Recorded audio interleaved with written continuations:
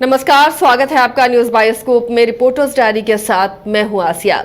आज झारखंड विधानसभा के मॉनसून सत्र की शुरुआत हुई और ये जैसे आशंका जताई जा रही थी, जो संभावना थी, वैसा ही हुआ। हंगामेदार इसकी शुरुआत हुई। कई मुद्दे थे विपक्ष के पास जिसे लेकर सरकार को घेरने की कोशिश हो रही थी। हालांकि आज सभी ने दिवंगत शिबू सोरेन को श्रद्धांजलि अर्पित की, उनके कामों को भी गिनाया। लेकिन इन सब के बीच कई मुद्दे रहे जिसकी गूंज नजर आई सदन के बाहर भी और तमाम विधायकों से भी, जिसमें सूर्य हांसदा के एनकाउंटर का मामला भी गर्माता हुआ नजर आया। इसके अलावा कई मुद्दे थे जिसे लेकर दोनों पक्ष आमने सामने आने वाले दिनों में नजर आ सकते हैं। सहयोगी अमित हमारे साथ जुड़े हुए। अमित, विधानसभा में जो उम्मीद की जा रही थी कि विपक्ष तमाम मुद्दों को लेकर सरकार को घेरने की कोशिश करेगा, हालांकि आज अनुपूरक बजट भी पेश किया गया है, लेकिन विपक्ष के पास जो मुद्दे हैं, आने वाले जो सदन की कार्रवाई होगी, जो सत्र का दिन बचा हुआ है, अब उसमें किस तरह सरकार को घेरने की रणनीति होगी?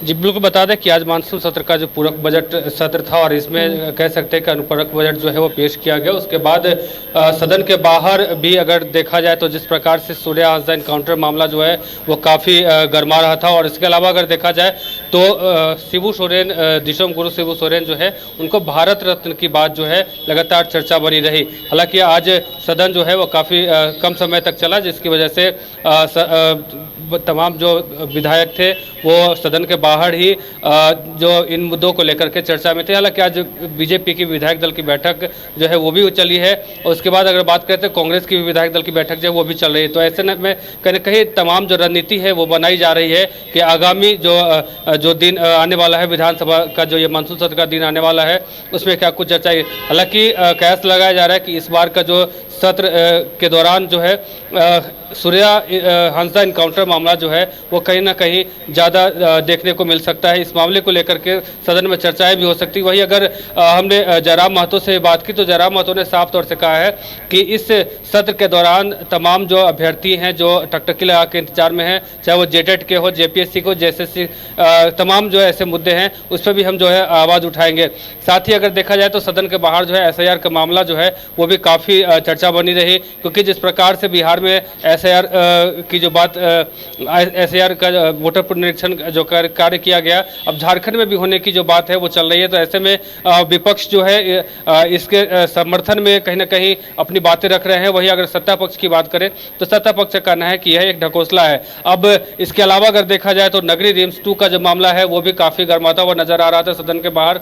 चंपई सोरेन जैसे कि 24 अगस्त को नगरी स्थित जो रिम्स 2 का जो जमीन है उस पर हल चलाएंगे, इसको लेकर के वही इस पे हमलावर दिखे। कांके के जो विधायक हैं सुरेश बैठा वो हमलावर दिखे। उन्होंने साफ तौर से कहा है कि चाहे जो भी हो जाए रिम्स 2 का निर्माण जो है उसी जमीन पे होगा। और उसके अलावा अगर बात करें तो सूर्य हांसदा को लेकर के तमाम विधायकों का यही कहना था कि यह मामला जो है अब सीबीआई में सौंपी जानी चाहिए। वही सत्ता पक्ष के कई नेता जो विधायक थे उनका यह कहना था कि सूर्य हांसदा एनकाउंटर का जो मामला है वो कोई बड़ा मामला नहीं है, इस पर उतना ध्यान नहीं दिया जाना चाहिए। हालांकि कई विधायक ऐसे भी हैं जिनका यह कहना था कि जिस प्रकार से सूर्य हांसदा के पूरे शरीर पे अलग जलक का निशान पाया गया, तो कहीं ना कहीं ये एक संदेहास्पद जो है ये बात है और षड्यंत्र के तहत कहीं ना कहीं उनकी हत्या की गई है। तो इन तमाम मुद्दों को लेकर के आज सदन के बाहर भी चर्चा तेज रही।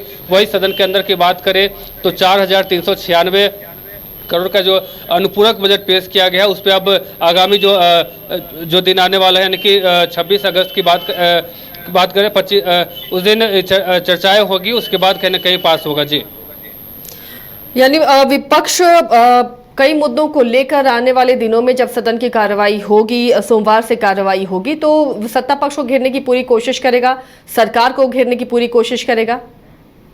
बिल्कुल, जिस प्रकार से सूर्य हांसदा का मामला जो है अभी झारखंड में देखा जा रहा है कि काफ़ी तूल पकड़ा हुआ है। तो ऐसे में आज नवीन जायसवाल जो कि बीजेपी के मुख्य सचेतक हैं, उन्होंने भी इस चीज़ को लेकर के साफ तौर से कहा है कि आगामी आने वाले दिन जो है उसमें ये मामला जो है विधानसभा में देखने को मिलेगा।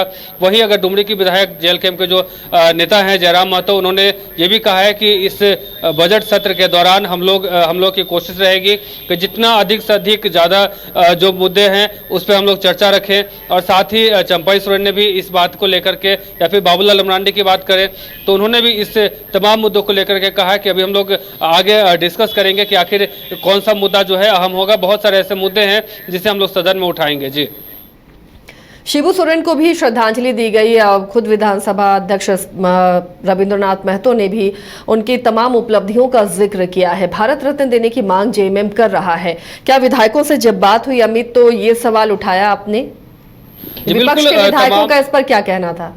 जी बिल्कुल, विपक्ष विधायक उन्होंने साफ तौर से कहा है कि हालांकि दिशोम गुरु शिबू सोरेन जो हैं कह सकते हैं कि एक झारखंड में नहीं, झारखंड के अगल बगल राज्यों में भी उनका काफ़ी नाम रहा है। और ऐसे में सीपी सिंह जो कि बीजेपी के विधायक हैं, उन्होंने भी साफ तौर से कहा है कि बहुत सारे ऐसे क्राइटेरिया हैं, अगर उसमें फुलफिल अगर गुरुजी होते हैं तो कहीं ना कहीं उनको भारत रत्न की बात अगर जो है वो हो सकती है। वहीं अगर पक्ष की बात करें तो पक्ष ने भी साफ तौर से कहा है कि जी बिल्कुल वो डिजर्व करते हैं, वो उस लायक हैं, जैसा उन्होंने काम किया है तो बिल्कुल उन्हें भारत रत्न मिलना चाहिए। वही कई विधायकों का यह भी कहना है कि जिस प्रकार से शिबू सोरेन ने झारखंड को के लिए जो काम किया है, उनके लिए खास करके अगर बात करें तो जो शिक्षा मंत्री हैं सुदेवी सोनू, उन्होंने भी साफ तौर से कहा है कि गुरुजी के जीवनी को लेकर के जो आने वाले दिन में जो बच्चे हैं वही पढ़ाई करेंगे। और साथ ही उन्होंने ये भी कहा है कि गुरुजी भारत रत्न उन्हें मिलना चाहिए और आने वाले दिन में हर एक बच्चे को उनके जीवनी से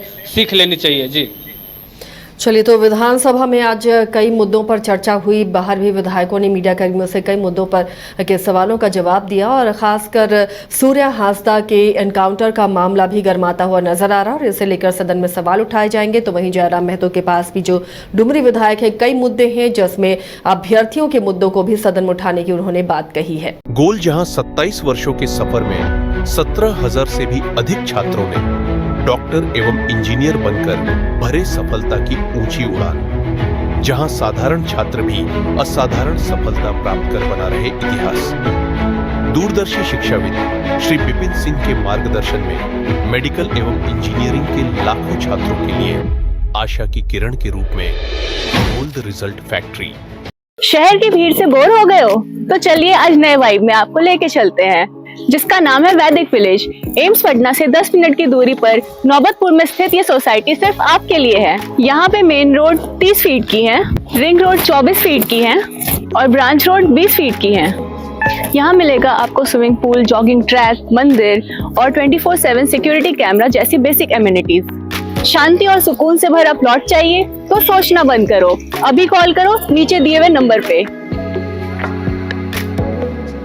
H2O City, higher quality of living, a project by Anshul Homes. Luxury 2 and 3 BHK flats with garden attached balcony. Amenities are valet parking, swimming pool, clubhouse, kids play area, badminton and basketball courts. Anshul Homes, H2O City.